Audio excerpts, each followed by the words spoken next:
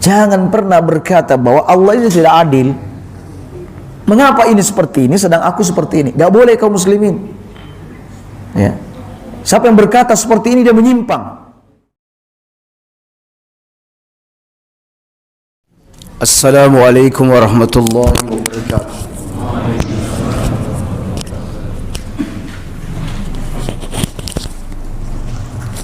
Innal hamdalillah nahmaduhu wa nasta'inuhu wa nastaghfiruh wa na'udzu billahi min sururi anfusina wa min sayyiati a'malina may yahdihillahu fala mudilla lahu wa may yudlil fala hadiya lahu asyhadu an la ilaha illallah wahdahu la syarika lahu واشهد ان محمدا عبده ورسوله قال الله تعالى يا ايها الذين امنوا اتقوا الله حق تقاته ولا تموتن الا وانتم مسلمون اما بعد الحمد لله على نعمته تتم الصالحات. Kita kembali dipertemukan oleh Allah Subhanahu wa taala hadir di majlis ini untuk bertafaqquh fid din. Selain persoalan-persoalan akhlak, persoalan-persoalan ibadah, maka yang menjadi prioritas dalam kehidupan kita, bahkan ia ada di atas segalanya, yaitu mempelajari tentang tauhid. Kaum muslimin, kita lanjutkan kajian kitab Syarhus Sunnah yang ditulis oleh Imam Al-Barbahari rahimahullahu ta'ala. Pengarang berkata, wal aqlu mauludun, akal itu dilahirkan, yakni akal itu dilahirkan, bahwa akal itu adalah makhluk. Ia diciptakan oleh Allah Subhanahu wa taala. Ia dilahirkan saat manusia juga lahir ke muka bumi ini. Ia tumbuh besar bersama dengan tumbuh berkembangnya manusia.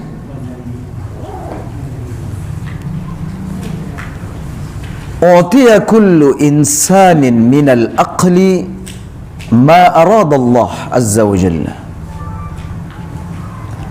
Allah Subhanahu wa ta'ala memberikan akal kepada setiap manusia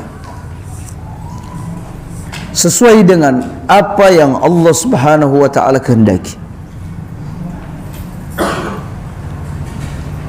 Yatafawatuna fil uquli misla dzarrati fis samawat. Manusia dalam masalah akal bertingkat-tingkat sebagaimana bintang-bintang yang ada di langit.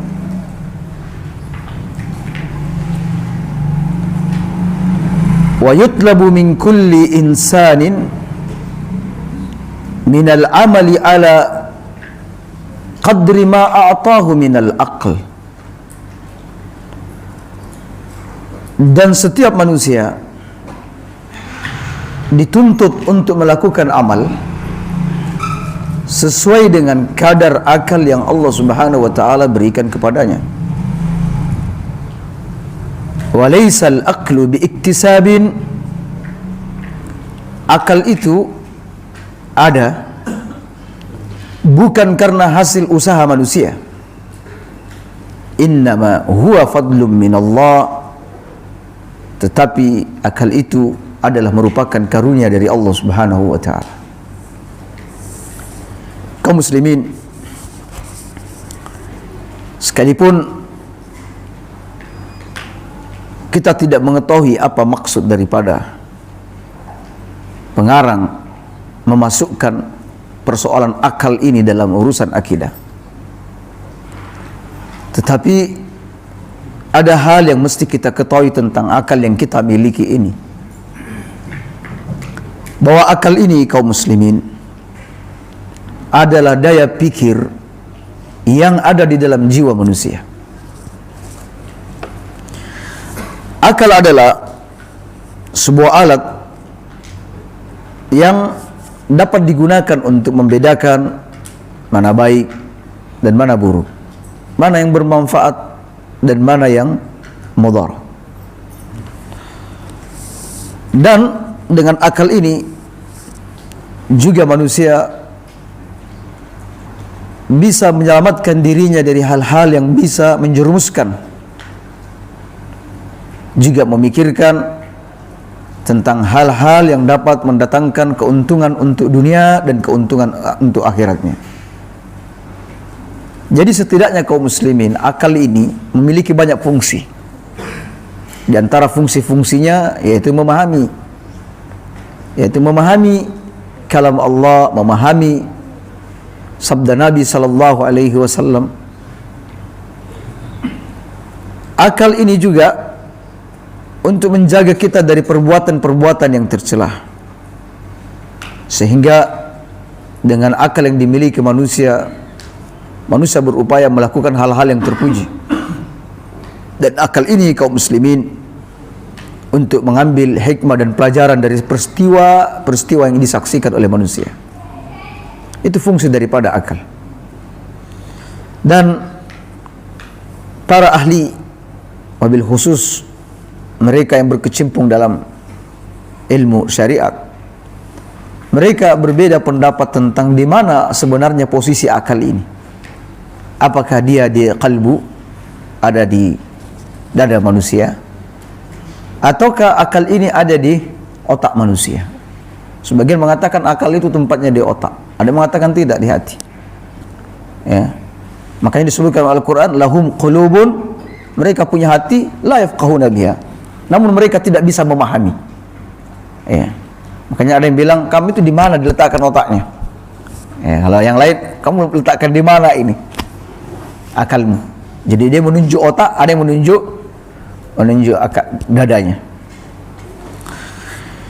Kaum muslimin, yang menjadi fokus pembahasan kita bahwa Allah Subhanahu wa taala memberikan akal bagi siapa yang Allah kehendaki, dan bagi yang mereka pun diberikan akal itu bertingkat-tingkat, tidak dalam satu keadaan, seperti bintang yang ada di langit. Ada manusia yang diberi akal yang sempurna, semisal para nabi dan rasul. Ada manusia yang memang tidak memiliki akal, ya, semisal orang gila tentunya. Dan ada manusia yang memiliki akal tetapi ia tidak bisa memfungsikan akalnya dengan baik, semisal orang-orang kafir, di mana mereka memiliki akal, punya kemampuan untuk menggunakan akal, tetapi karena tertutupnya hati mereka dengan kekufuran dan kemaksiatan, sehingga mereka tidak bisa memfungsikan akal mereka dengan baik. Dan ada pula orang-orang yang beriman, mereka juga bertingkat-tingkat dalam sisi akal, dari sisi kemampuan, sebagaimana yang kita saksikan. Dan kaum muslimin, setiap manusia dituntut untuk beramal sesuai dengan kadar akal mereka. Nabi SAW bersabda,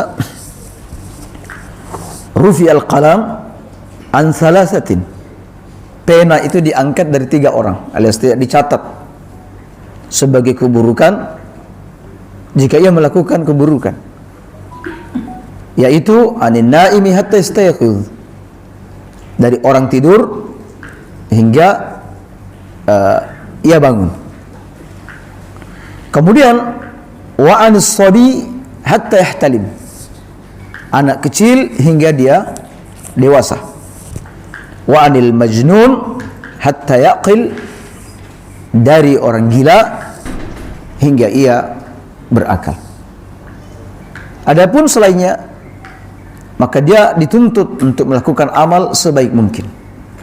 Sementara mereka-mereka yang terganggu akalnya, maka Allah Subhanahu wa taala tidak menghukum mereka karena ketidaksempurnaan akal yang mereka miliki. Walaisal aqlu biiktisab. Akal itu ada bukan karena hasil usaha manusia. Jadi bukan manusia menciptakan akal ini, tetapi itu adalah karunia dari Allah Subhanahu wa taala. Oleh karena itu kaum muslimin, kita menyaksikan banyak orang yang diberikan akal, diberikan pemahaman di saat mungkin tidak sebanding dengan fisik dan umur yang ia miliki. Kita bisa melihat misalnya saksi Yusuf alaihissalam. Ketika Yusuf digoda oleh Zulekha, lalu terjadi kejar-kejaran hingga ketiga mereka sudah sampai di pintu, akhirnya bertemu dengan siapa? Bertemu dengan majikan Yusuf. Keduanya tertangkap basah. Kemudian Zulekha, sang istri dari majikan, berkata, apa balasan bagi orang yang hendak berbuat buruk kepada istrimu? Ya. Dan Yusuf alaihissalam ada dalam kondisi yang benar-benar terjepit, tidak ada saksi. Ya. Tidak ada saksi. Yang ada adalah mereka berdua dan saling kejar. Yang ini mengejar dan ini dikejar. Lalu kemudian Allah Subhanahu wa taala menghadirkan saksi yang tidak pernah diduga, yaitu bayi. Seorang bayi. Di mana bayi ini memang belum waktunya berbicara. Kemudian Allah Subhanahu wa taala menjadikan ia sanggup berbicara dengan akal yang sempurna. Sang bayi itu berkata, tinggal lihat, apabila baju Yusuf koyak dari belakang, ya berarti yang salah adalah si perempuannya, Yusuf yang benar. Tapi apabila koyak bagian dari depan, maka yang salah adalah Yusuf. Siapa yang memberikan pemahaman seperti ini? Siapa yang memberikan kemampuan seperti ini? Dia adalah Allah Subhanahu wa taala. Begitu juga kaum muslimin. Seorang ibu tengah menyusui bayinya yang masih merah. Tiba-tiba melintas seorang budak yang diseret oleh orang-orang. Lalu sang ibu berkata, ya Allah, jangan jadikan anakku seperti itu. Lalu sang anak pun melepaskan mulutnya dari susu ibunya. Dan anak itu berkata, ya Allah, jadikan aku seperti dia.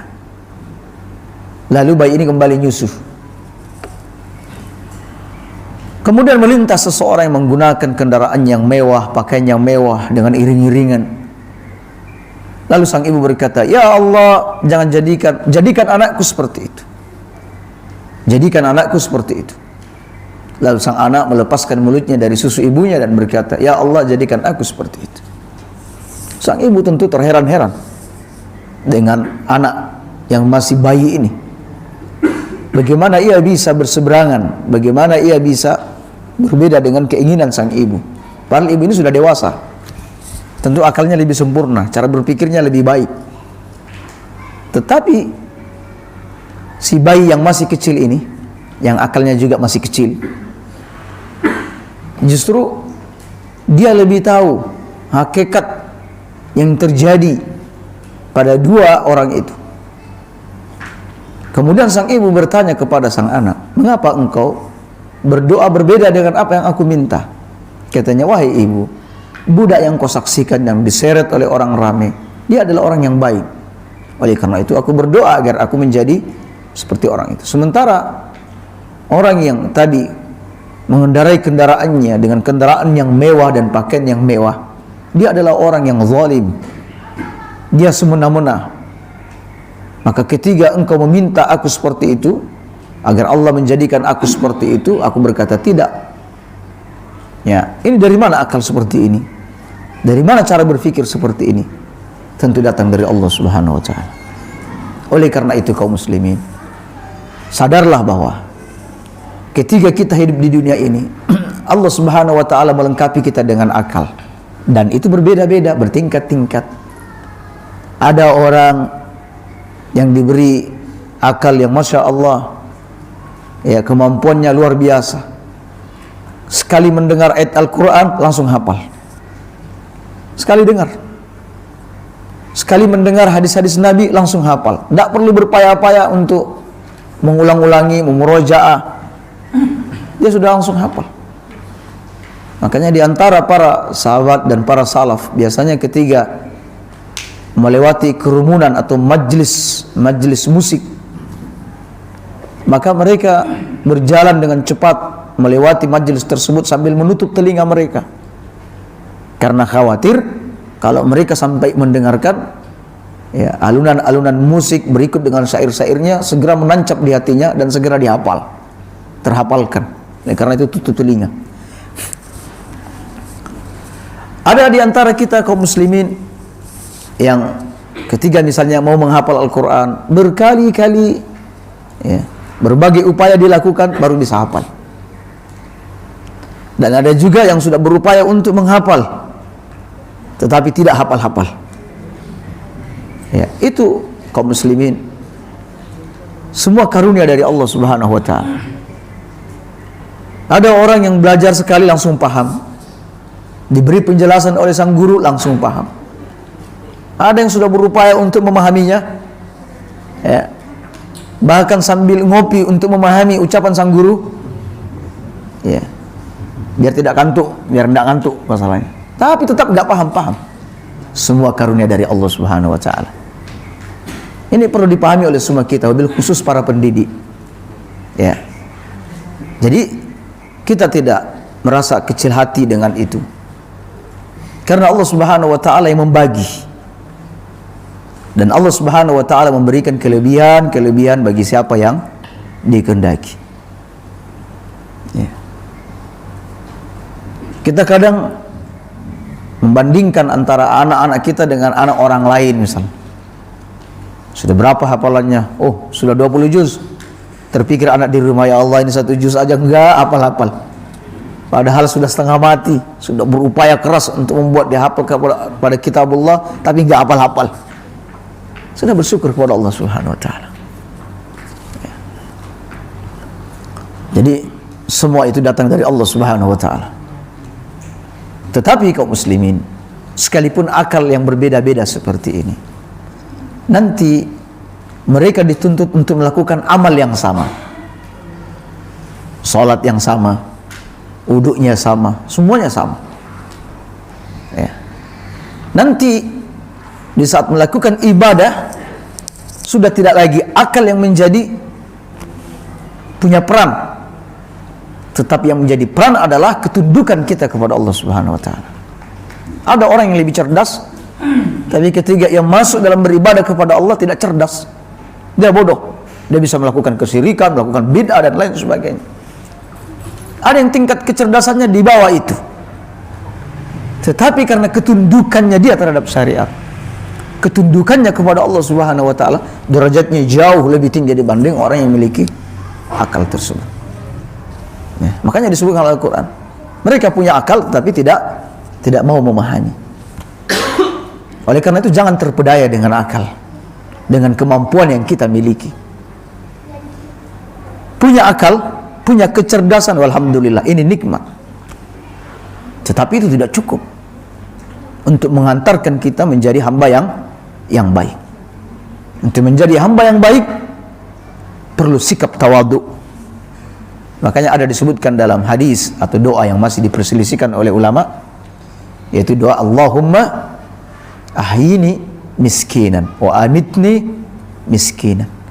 Ya Allah, hidupkan aku dalam keadaan miskin dan matikan aku dalam keadaan miskin, dan kumpulkan aku bersama orang miskin. Miskin di sini bukan miskin ketidakadaan harta, tetapi kata ulama, miskin di sini adalah sikap tawadhu, sikap merendah. Ya, merendah terhadap aturan-aturan Allah. Sehebat apapun kemampuan yang kita miliki, sehebat apapun kecerdasan kita, tetapi kita mesti tawadu terhadap aturan-aturan Allah, tunduk patuh, merendah kepada aturan-aturan Allah. Sekalipun misalnya ayat-ayat yang kita baca ini mungkin ada yang tidak cocok dengan pikiran dan akal kita. Hadis-hadis yang kita baca mungkin ada yang bertentangan dengan akal pikiran kita. Maka singkirkan itu jauh-jauh. Singkirkan. Baik kaum muslimin. Jadi akal ini bukan manusia yang mengadakannya, tetapi yang mengadakan akal ini adalah Allah Subhanahu wa taala. Kita manusia tinggal mempertajam saja. Ya. Akal ini dipertajam, difungsikan sebagaimana adanya. Jangan terpedaya kaum muslimin dengan beberapa hadis-hadis yang menyebutkan tentang keutamaan akal. Perlu kami beritahukan satu kaidah yang penting, bahwa semua hadis yang menyebutkan tentang keutamaan akal, maka semua hadis-hadis itu tidak ada yang sahih. Ada di antara lemah dan palsu. Semisal Rasulullah SAW bersabda menurut versi mereka mengatakan awwalu ma khalaqallahu al-aql, bahwa makhluk yang pertama kali Allah ciptakan adalah akal. Hadis palsu. Hadis palsu. Berpikir sejenak itu adalah lebih utama daripada beribadah 1000 tahun. Hadis palsu. Ya. Ini bagi pengagung akal. Begitu juga alladzina huwal aql. Ad-din huwal aql. Ad-dinu huwal aql. Agama itu adalah akal. Wa man la dinalah, siapa yang tidak punya agama, la aqlalah, dia tidak memiliki akal.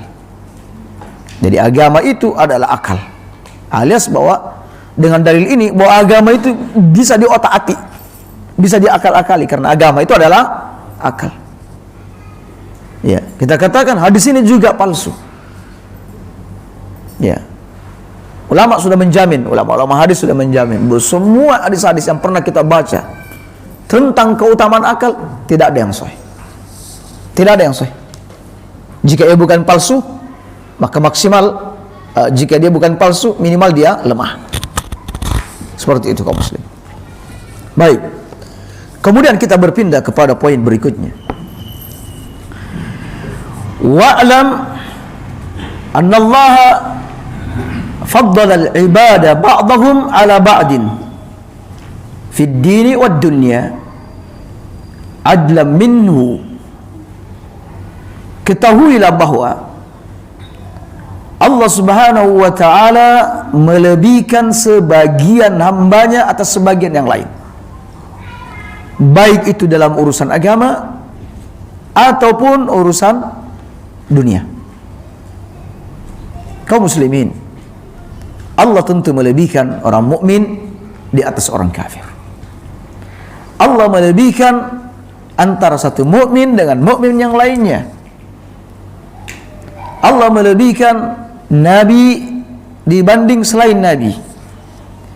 Allah melebihkan antara orang yang ada dalam posisi as-siddiq, orang-orang yang jujur dalam ucapan dan perbuatan, para syuhada dibanding selain mereka. Bahkan di kalangan para rasul pun antara satu dengan yang lain berbeda-beda tingkatannya. Tilkar rusulu faddalna ba'dahum ala ba'd. Yang demikian itu para rasul, kami utamakan antara satu dengan sebagian yang lain. Minhum man kallama Allah. Di antara para nabi itu ada yang berbicara langsung kepada Allah Subhanahu wa taala. Semisal Nabi Musa dengan Nabi Muhammad sallallahu alaihi wasallam. Dan ada nabi yang tidak berbicara langsung kepada Allah Subhanahu wa taala, tetapi hanya wahyu yang turun kepadanya. Ya. Ada nabi yang diutamakan oleh Allah dengan banyak pengikut. Banyak sekali pengikutnya. Ada nabi yang hanya memiliki 1-2 pengikut. Bahkan ada nabi yang sama sekali tidak memiliki pengikut. Semua itu keutamaan dari Allah Subhanahu wa taala. Ada di antara nabi yang diberikan kekuasaan yang luas, dia bahkan menjadi seorang raja, Dan ada nabi yang hanya sekedar ngangoni kambing. Semua keutamaan dari Allah Subhanahu wa taala. Ada nabi yang diberi badan yang sehat, ada nabi yang sakit sepanjang tahun. Ya, semisal Nabi Ayub kena sakit kulit. Ya. Jadi semua itu kelebihan-kelebihan yang Allah berikan. Ada nabi yang fasih berbicara, tetapi pengikutnya sedikit. Ada nabi yang terbata-bata jika berbicara, tidak begitu fasih, tetapi jumlah pengikutnya hampir mendekati umat Muhammad sallallahu alaihi wasallam. Dia adalah Nabi Musa alaihissalam. Bahkan untuk bertemu dengan Fir'aun butuh siapa? Butuh pendamping, butuh Harun. Ya. Jadi semua itu adalah karunia dari Allah Subhanahu wa taala. Ada orang tekun dalam beribadah. Ya, sholat malamnya rajin, ya ngajinya juga ya rajin, puasa sunnahnya juga ya iya. Ada mukmin yang lain rasa-rasan. Ya. Rasa-rasan. Yang wajibnya pun itu sudah setengah mati dikerjakan. Ya. Puasa ya sudah cukup puasa wajib aja lah, nggak kenal Syawal, nggak kenal puasa Arafah, nggak kenal puasa apa, yang penting wajib aja. Ada orang-orang yang seperti itu. Ada yang Allah Subhanahu wa taala mudahkan baginya untuk selalu bersedekah. Mudah sekali, tidak punya apa-apa pun tetap dia rajin bersedekah. Sementara ada hamba Allah yang lain diberikan harta yang banyak oleh Allah, mau bersedekah itu berat rasanya. Ya. Jadi kaum muslimin, Allah menjadikan hamba itu bertingkat-tingkat antara satu dengan yang lain. Oleh karena itu pun surga pun dibuat apa? Bertingkat-tingkat hingga 100 tingkat. Ya. Ada kedudukan yang begitu tinggi yang tidak bisa dimasuki oleh siapapun kecuali satu orang. Dan tempat itu akan ditempati oleh Nabi kita Muhammad sallallahu alaihi wasallam. Oleh karena itu Nabi minta kepada kita, kalau sudah selesai azan, berdoa untukku, mintakan aku wasilah. Ya. Ati Muhammad al wasilah wal fadilah. Beri Muhammad sallallahu alaihi wasallam wasilah. Kata Nabi, wasilah itu adalah satu tempat yang tinggi di surga yang tidak dimasuki oleh seorang pun, tidak dimasuki surga ini kecuali hanya satu orang. Dan aku berharap akulah orangnya. Maka mintakan untukku, maka halal syafaatku untuk kalian. Ya. Begitu juga dengan urusan dunia kaum muslimin. Urusan dunia bertingkat-tingkat. Ya. Ada manusia yang diberikan kekayaan, hanya bekerja sedikit, dengan durasi waktu yang ringkas, dia sudah menjadi kaya. Ada orang sejak baru lahir langsung jadi kaya karena dapat waris misalnya, langsung kaya. Ada orang yang bekerja hampir 24 jam banting tulang, ya hasilnya ya begitu-begitu saja, nggak cukup untuk dimakan dalam sehari. Ya. Ada yang menempati posisi karyawan, ada yang menjadi atasan, ada yang menjadi guru, ada yang menjadi murid, ada yang bekerja sebagai seorang dokter, ada yang sebagai pasien. Ya, jadi manusia itu bertingkat-tingkat dari sisi dunia. Ada yang kafir kepada Allah tapi nikmat kehidupan dunianya. Ada yang sudah bolak-balik ke masjid, rajin baca Quran, ya kayak ngono-ngono juga kehidupannya. Ya. Makanya ketika Umar bin Khattab melihat Nabi SAW, ya, yang ketika itu ada dalam kondisi yang sedih, tidur di atas anyaman pelepah korma, dan pasir-pasir masih membekas di tubuh beliau. Kata Umar bin Khattab, ya Rasulullah, doakan umatmu ini ya Rasulullah agar dilapangkan rezekinya. Katanya, ada apa ya Umar? Ya Rasulullah, itu orang-orang Persia, orang-orang Romawi, mereka itu diberikan kenikmatan dunia, padahal mereka itu kafir kepada Allah Subhanahu wa taala. Kata Nabi, ya Umar, belum paham juga kah kamu ya Umar? Sesungguhnya kenikmatan-kenikmatan dunia itu untuk mereka di dunia, sementara Allah Subhanahu wa taala menyimpankan kenikmatan-kenikmatan itu untuk di akhirat kita. Sedang kehidupan dunia itu adalah fana, sementara akhirat kekal selamanya. Jadi kaum muslimin, kehidupan dunia ini tidak ada sangkut pautnya ini orang beriman atau tidak. Allah memberikan dunia ini kepada siapa yang dicintai dan kepada siapa yang tidak dicintai. Oleh karena itu jangan pernah terpedaya jika Anda memiliki banyak harta lalu berkata, alhamdulillah Allah ini mencintai saya, walaupun saya ibadahnya nggak kenceng, masih kadang bolong-bolong sholatnya, tapi alhamdulillah Allah subhanahu wa ta'ala masih memberikan karunia yang banyak. Ini tanda kasih sayangnya Allah kepada saya. Tidak boleh orang yang soleh, orang yang beriman berkata, iya ya mestinya Allah menghukum dia, kenapa kok malah makmur hidupnya ya. Mestinya semakin miskin dia karena dia tidak beribadah kepada Allah.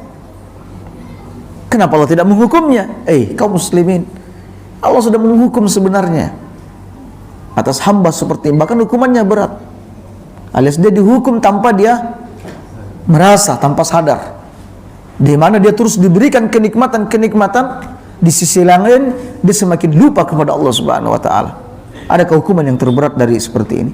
Masih mending kaum muslimin ada orang yang misalnya melakukan kesalahan langsung kena hukuman, langsung sadar dia ya, dibanding orang yang terpedaya dengan itu, dia terus mendapatkan kenikmatan, lalu ada di pikiran dia ini atas nikmat dari Allah karena Allah masih menyayangi dia ya. Jadi Allah subhanahu wa ta'ala melebihkan antara satu hamba dengan hamba yang lainnya, baik di dunia ataupun urusan agama ini. Adlam minhu, semua itu dibangun atas dasar keadilan. Semua itu dibangun atas dasar keadilan. La yuqalu, tidak boleh ada yang berkata jara wala haba, Allah telah berlaku zalim dan Allah pilih kasih sayang, Allah pilih kasih. Tak boleh omong seperti itu. Omongan seperti ini kayak omongan orang-orang Mu'tazilah yang menyimpang, pengagung akal. Di mana orang-orang Mu'tazilah berkata, tidak adil dong, mestinya hamba itu harus sama, tidak boleh ini miskin ini kaya, tidak boleh ada kafir ini beriman, harus sama, karena sama-sama makhluk Allah subhanahu wa ta'ala ya. Ini tentu kaum muslimin pemikiran yang menyimpang. Allah subhanahu wa ta'ala berfirman menjelaskan apa hikmah di balik itu. Manusia berbeda-beda, bertingkat-tingkat dalam urusan dunia. Allah subhanahu wa ta'ala berfirman, nahnu qasamna bainahum fil hayati wa rafa'na ba'dahum fawqa ba'din darajat. Kami membagi kehidupan dunia ini kepada mereka. Kami tinggikan sebagian mereka atas sebagian yang lain. Liyattakhidha ba'duhum ba'dan sukhriya, agar sebagian mereka dapat mempergunakan sebagian yang lain, agar antara satu dengan yang lain saling memberi dan mendatangkan manfaat. Lah kalau semua kaya, rusak dunia ini. Juga kalau semua miskin, ya rusak dunia ini. Kalau semua jadi karyawan, bagaimana perusahaan-perusahaan ini akan terbengkalai ya. Jika semua menjadi guru, siapa menjadi murid ya? Majelis-majelis tidak datangi lagi karena semuanya sudah jadi ustadz, semua sudah jadi kiai.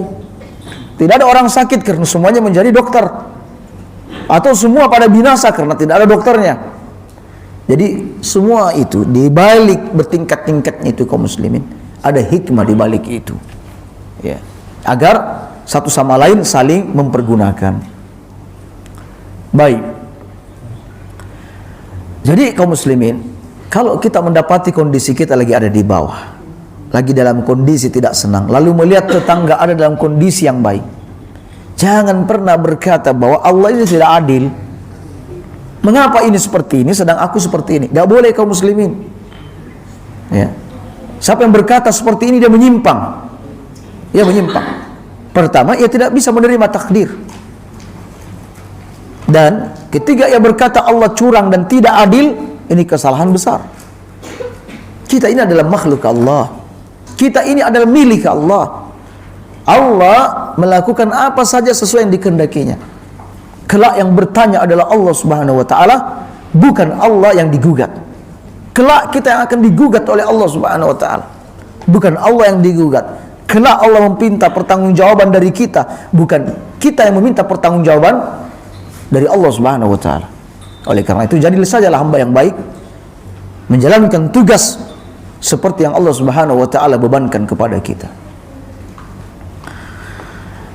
Faman qala,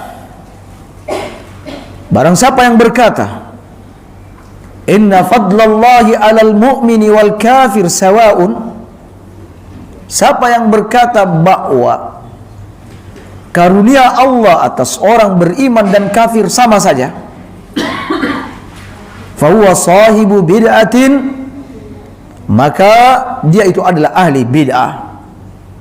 Ya, di zaman beliau ini ada kelompok-kelompok yang mengatakan bahwa mukmin kafir itu sama. Ya, jangankan zaman beliau, zaman kita sekarang juga ada manusia yang ngomong begitu. Ya. Islam dengan non-Islam ya sama-sama menyembah Tuhannya. Yo sama-sama masuk surga. Jangan mengkafling surga untuk diri sendiri. Nah, ini perkataan orang-orang bodoh. Perkataan orang-orang yang menyimpang. Kata Nabi SAW, demi Allah yang jiwaku ada di tangan Allah, tidak ada seorang pun Yahudi mendengar ucapanku, mendengar dakwaku, lalu ia tidak beriman kepadaku, maka Allah akan memasukkannya ke dalam neraka. Dan tidak ada orang-orang Nasara pun yang mendengar dakwaku dan tidak beriman kepadaku, melainkan Allah akan memasukkannya ke dalam inna dina indallahil Islam. Agama yang mulia di sisi Allah adalah agama Islam. Fala tamutunna illa wa antum muslimun. Jangan mati kecuali dalam keadaan Islam. Kalau semuanya sama, terus apa kaum muslimin? Ya, apa faedah diturunkannya Rasulullah sallallahu alaihi wasallam? Ya. Lalu diapakan hadis-hadis ini? Diapakan ayat-ayat Al-Quran seperti ini? Makanya kebablasan dalam berpikir. Tundukkan akal. Jadilah manusia yang tawadhu, yang merendah pada aturan-aturan Allah dan aturan-aturan Rasulullah sallallahu alaihi wasallam.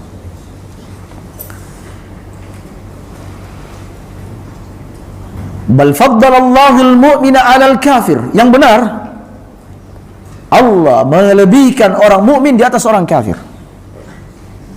Allah menempatkan orang-orang beriman di surga dan orang-orang kafir di neraka. Watta'i 'alal 'asi. Allah melebihkan orang yang taat di atas orang yang bermaksiat kepadanya. Wal ma'suma 'alal makhdhul. Allah melebihkan orang yang jauh dari dosa dan orang-orang yang hina dengan dosa. Adlan minhu, ini adalah bentuk keadilan dari Allah Subhanahu wa taala. Huwa fadluhu yu'ti may yasha. Allah Subhanahu wa taala memberikan karunia kepada siapa yang dikehendakinya dan mencegah sesuatu dari siapa yang dikehendakinya. Alhamdulillah. Jadi pengarang ini kaum muslimin ingin membuat kita sadar tentang karunia yang Allah berikan kepada kita, tentang rupa yang Allah Subhanahu wa taala berikan kepada kita, tentang fisik yang Allah berikan kepada kita, tentang kemampuan yang Allah berikan kepada kita. Penulis hendak mengingatkan itu, ya, supaya kita ini sadar bahwa Allah Subhanahu wa taala selalu melebihkan orang-orang yang ada dalam ketaatan kepadanya di atas orang yang tidak taat kepadanya. Baik kaum muslimin, yang terakhir, wala yahillu an taktuman nasihata ahadan minal muslimin.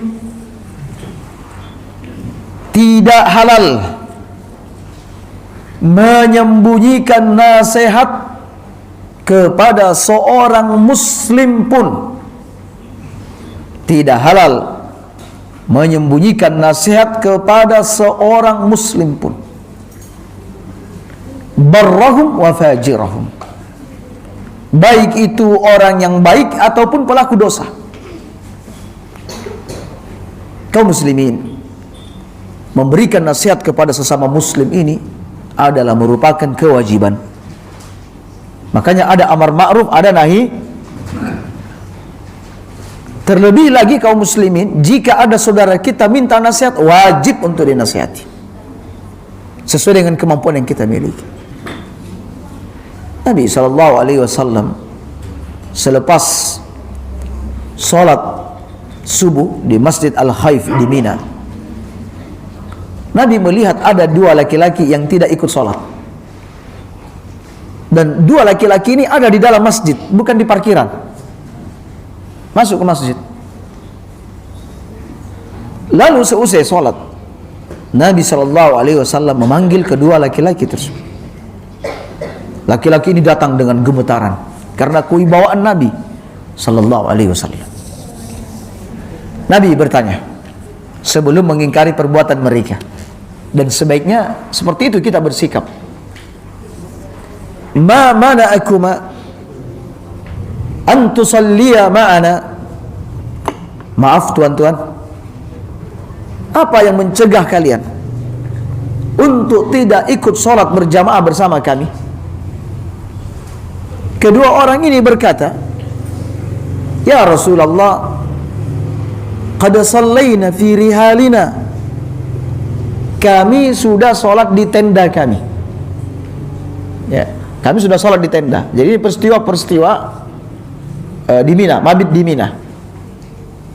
Kami sudah sholat di tenda. Kata Nabi, fala taf'ala, jangan lagi lakukan perbuatan tersebut. Apabila kalian datang ke masjid dan mendapati imam sedang sholat, ikut sholat bersama mereka. Fa innahu lakuma nafilah, karena sholat yang engkau lakukan bersama imam ini adalah sunnah bagimu. Kaum muslimin, berdasarkan hadis ini, sebagian ulama mengatakan kalau kita masuk ke dalam masjid dan sholat berjamaah tengah berlangsung, wajib gabung, wajib bergabung. Sebagian ulama mengatakan tidak wajib gabung. Kalau sudah berjamaah di tempat lain, hukumnya sunnah. Kalau memang belum pernah berjamaah atau sholat sendiri di rumah, wajib gabung. Dan pendapat yang benar kaum muslimin, bergabung ini hukumnya sunnah.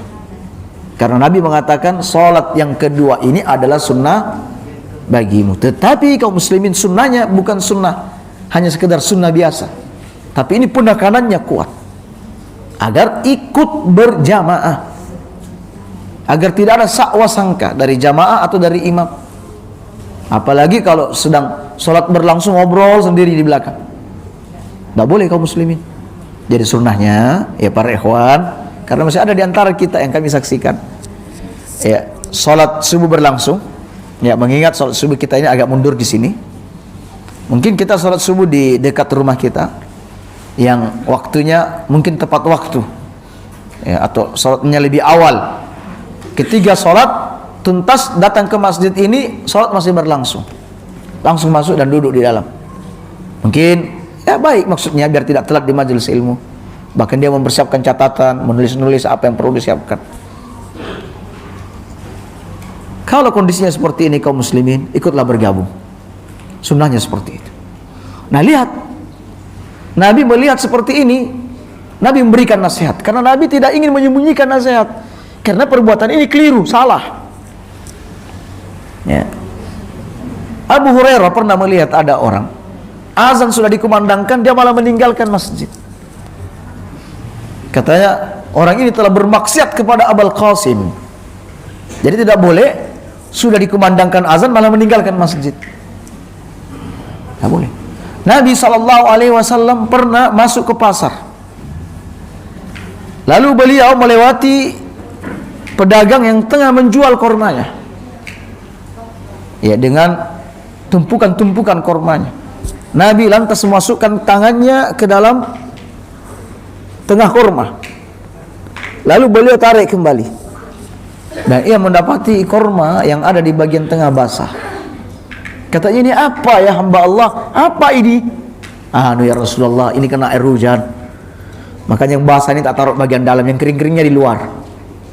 Kata Nabi, semestinya yang basah ini kau letakkan di bagian luar, karena barang siapa yang menipu, maka bukan bagian daripada kami. Nasihat ini wajib kaum muslimin. Jangan diam ketika melihat kemungkaran sementara kita sanggup untuk mengingkari. Tapi pastikan itu betul-betul kemungkaran. Jangan bukan kemungkaran yang pasti sudah diingkari. Ya, ada seorang salaf melihat ada laki perempuan duduk di pinggir sungai. Kemudian salaf ini berkata, saya akan mengingkari perbuatan ingkar ini. Bagaimana bisa ada orang duduk berdua tanpa pihak yang ketiga, tanpa mahram?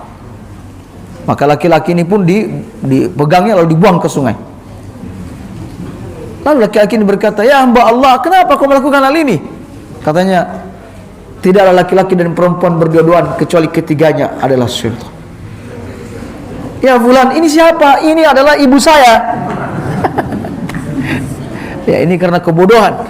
Jadi tidak boleh langsung mengingkari kemungkaran kecuali memastikan terlebih dahulu bahwa ini adalah kemungkaran. Kecuali kemungkaran yang sudah pasti, langsung diingatkan. Langsung diingatkan. Jadi kaum muslimin, nasihat itu tidak boleh disembunyikan.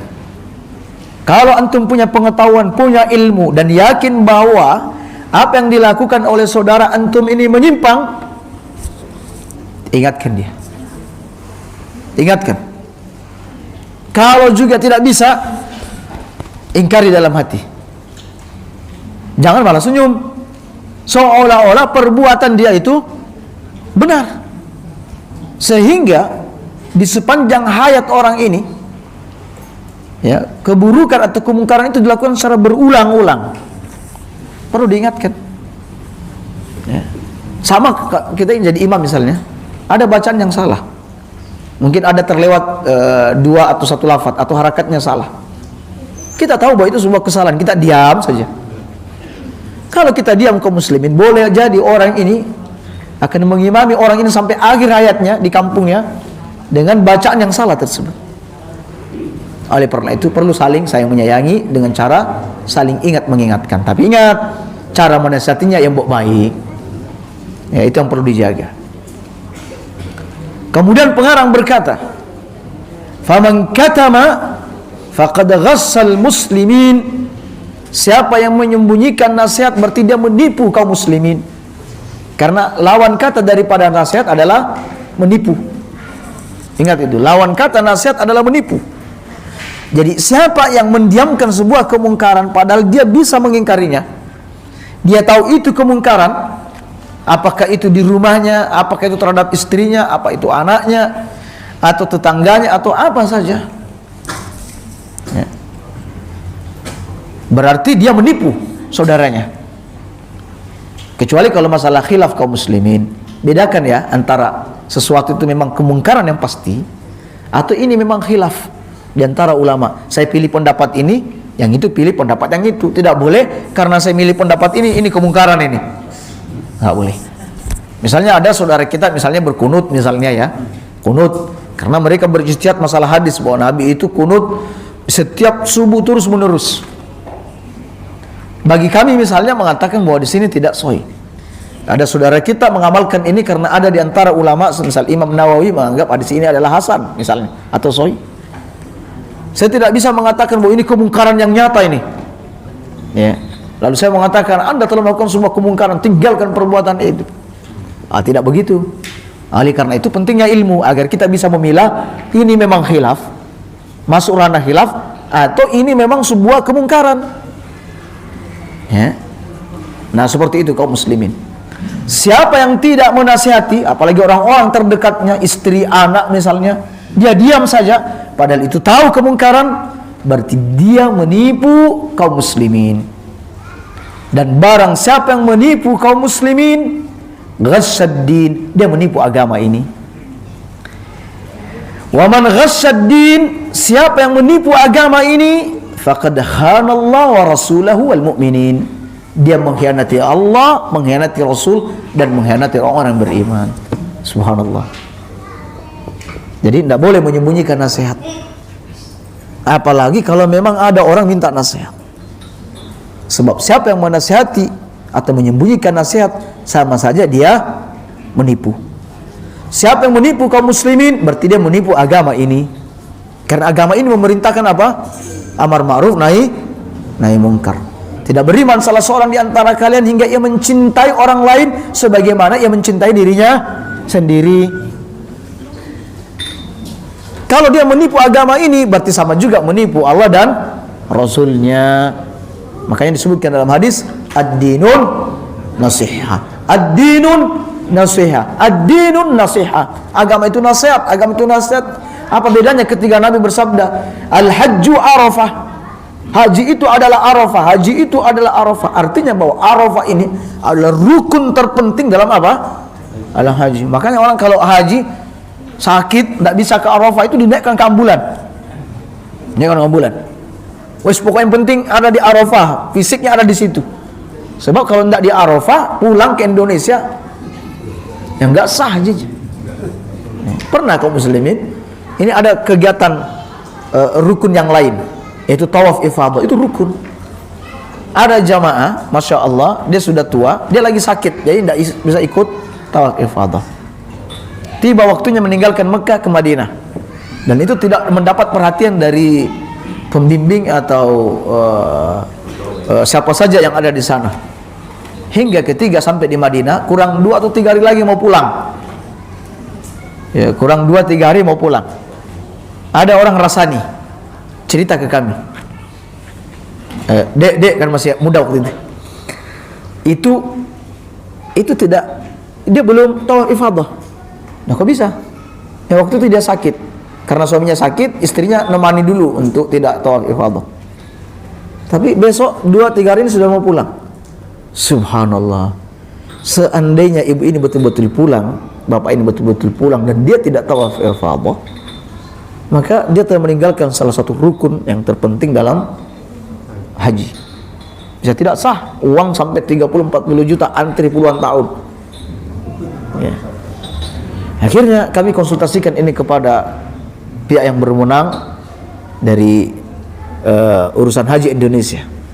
Katanya, waduh ini sulit, gimana ini mau masuk kota Mekah lagi, gak bisa ini ya. Dan coba upayakanlah.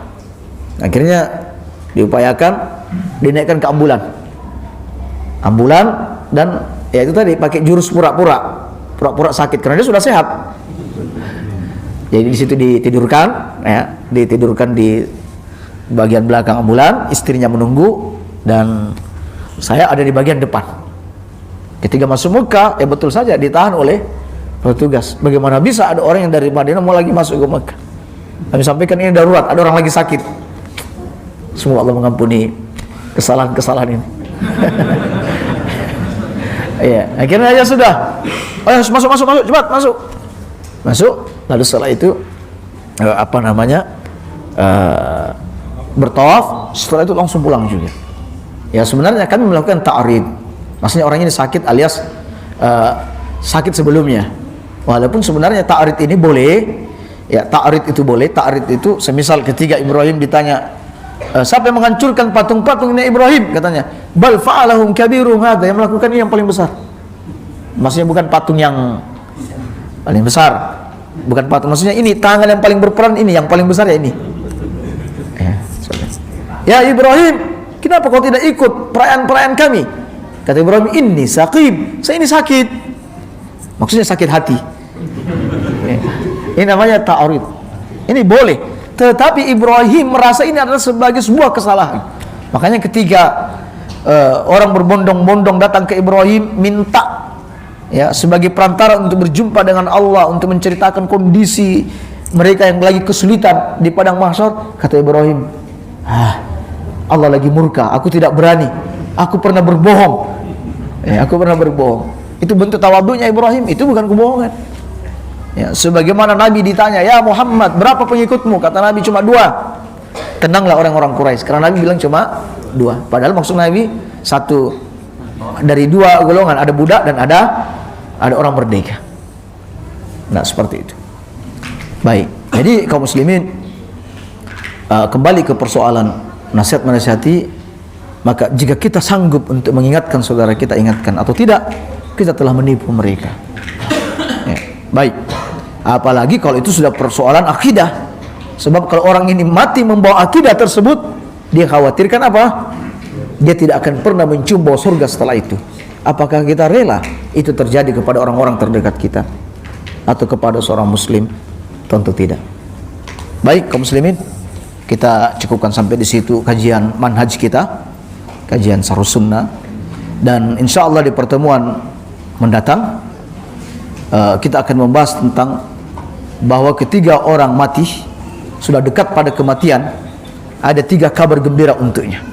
Setiap orang yang meninggal akan ada kabar-kabar gembira untuknya. Kabar-kabar apa saja itu kaum muslimin, insya Allah kita jelaskan di pertemuan mendatang. Jika ada pertanyaan nanti simpanlah untuk di kajian maghrib nanti. Ya, kajian maghrib nanti kita akan membahas tentang masalah takziah. Takziah yang benar, belasungkawa yang benar itu seperti apa? Insyaallah kita bahas di pertemuan maghrib. Subhanakallahumma bihamdik, la ilaha illa anta astaghfiruka wa atubu ilaik. Assalamualaikum warahmatullahi wabarakatuh.